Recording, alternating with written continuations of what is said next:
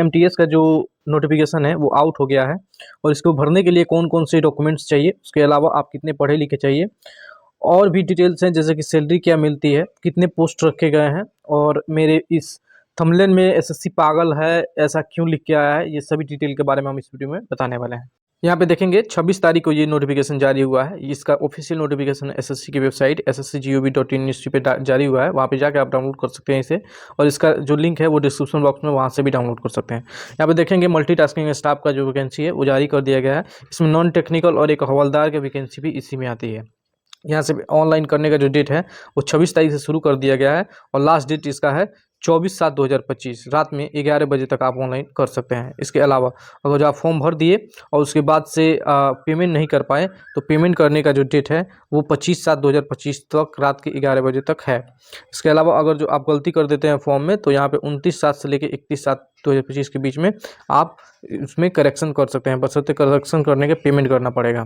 Schedule of computer based examination यानी कि computer exam होगा आप लोगों का सितंबर यानी कि 20 सितंबर से लेकर 24 अक्टूबर के बीच में, क्योंकि बच्चे बहुत ज़्यादा फॉर्म को भरते हैं इसलिए ये भी रखा गया है और इसमें नॉर्मलाइजेशन भी लगाया जाता है, तो आप इसे ध्यान में रखेंगे।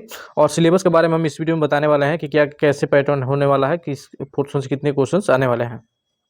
पिछली बार जो वैकेंसी जारी की गई थी एमटीएस की वैकेंसी, तो उसमें लगभग 12,000 जो थे वो पोस्ट थे, लेकिन इस बार जो वैकेंसी जारी की गई है वो यहाँ पे देखेंगे आप 1075 सीटें सिर्फ रखी गई हैं, और वो भी लेकिन एसएससी के द्वारा यहाँ पे ये बताया गया है, आप देखेंगे ध्यान से कि वैकेंसीज बीइंग कलेक्टेड, यानी कि वैकेंसीज जो है वो कलेक्ट की जा रही हैं। अभी पूरी वैकेंसीज के बारे में डिक्लेरेशन नहीं हुआ है, यानी कि जितनी वैकेंसीज थी उतनी वैकेंसीज के बारे में बताया है और अभी कलेक्ट किया जा रहा है, यानी कि कैलेंडर के हिसाब से उसे नोटिफिकेशन जारी करना था। नोटिफिकेशन ये जारी हो गया है, ऑनलाइन अप्लाई शुरू हो गया है और लास्ट डेट तक ये जो है कन्फर्म हो जाएगा कितनी सीटें हैं।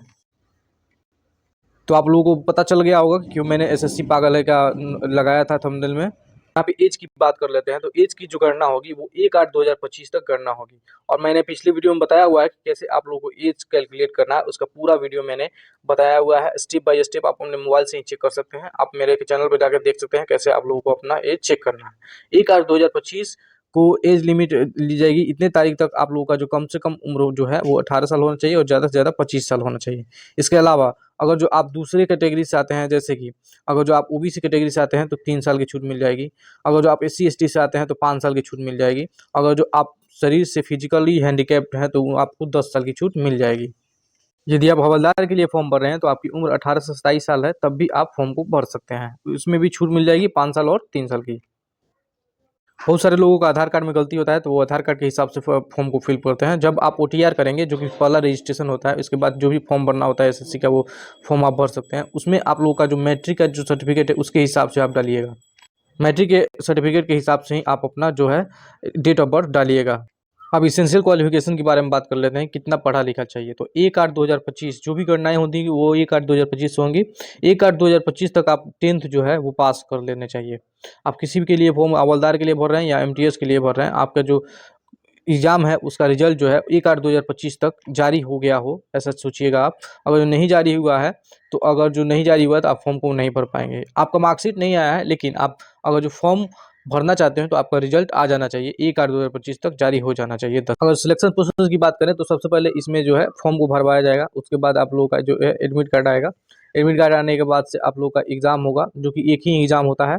एग्ज़ाम कई सारी शिफ्ट में होता है क्योंकि वैकेंसीज़ बहुत ज़्यादा इसमें आती हैं। आपको क्यों यह भी कलेक्ट किया जा रहा है, तो ये वैकेंसी लगभग 10 से 12 हज़ार के करीब में ये वैकेंसी आएंगी। कम से कम होंगी तब भी 8,000 के करीब में वैकेंसी आ ही जाएंगी। आपको ये नहीं देखना है कि अभी वैकेंसी जो है वो 1075 है, क्योंकि ये वैकेंसी बहुत ज़्यादा बढ़ेगी। उसके अलावा यहाँ पे एग्ज़ाम होने के बाद से जो आप लोगों का जो आंसर की है वो आएगा। आंसर की आने के बाद से आपका रिजल्ट आएगा, उसके बाद आपका सिलेक्शन हो जाएगा। अगर जो आप हवलदार के लिए भरे होंगे तो इसमें सिलेक्शन जो है एडमिट कार्ड आएगा, रिजल्ट आएगा, रिजल्ट के बाद से आप लोग का फिजिकल टेस्ट होगा और तब उसके बाद से आपका ज्वाइनिंग होगा। यानी कि हवलदार के लिए बस एक स्टेप बढ़ जाता है। अप्लाई करने के लिए आप लोग एसएससी की जो नया वेबसाइट बना हुआ है ssgov.in, इस पे जाके आप लोग को ओटीआर करना होगा। ओटीआर करने के बाद से आप लोग जो है रजिस्ट्रेशन करने के बाद से आप फॉर्म को फिल करेंगे और सबमिट करेंगे। पेमेंट करने का जो प्रोसेस है वो आप लोग ऑनलाइन करेंगे, यूपीआई से कर सकते हैं या फिर नेट बैंकिंग या फिर डेबिट कार्ड से कर सकते हैं। आप लोग को जो पेमेंट लगने वाला है वो मात्र 100 रुपये का पेमेंट लगेगा। वो भी किन के लिए, जो ओबीसी से आते हैं, जो ओबीसी से आते हैं और जनरल से या ईडब्ल्यूएस से आते हैं उनके लिए। अगर जो आप एससी एसटी से आते हैं या फिर कोई वीमेन है जो किसी भी कैटेगरी से आती हैं, तो उनको एक भी रुपया पैसा देने की ज़रूरत नहीं है। उनको सिर्फ फॉर्म भरने का, जो साइबर कैफे में फॉर्म भरेंगे वो जो पैसा लेता है वो लगेगा।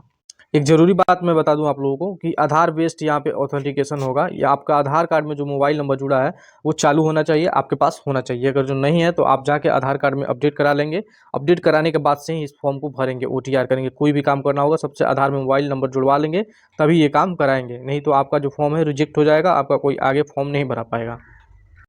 अब एग्जाम का पैटर्न देख लेते हैं, कहाँ से कितने क्वेश्चंस आने वाले हैं। स्कीम ऑफ एग्जामिनेशन, यहाँ पे सबसे पहले मैं बता दूं आप लोगों को कि यहाँ पे 2 सेक्शंस में जो है डिवाइड है। यहाँ पे सेक्शन 1 ये जो है सेक्शन है, और ये सेक्शन 2 ये जो numerical ability and mathematical ability है और रीजनिंग है, इसमें जो निगेटिव मार्किंग है वो नहीं है, और आपको 45 मिनट का समय दिया जाएगा।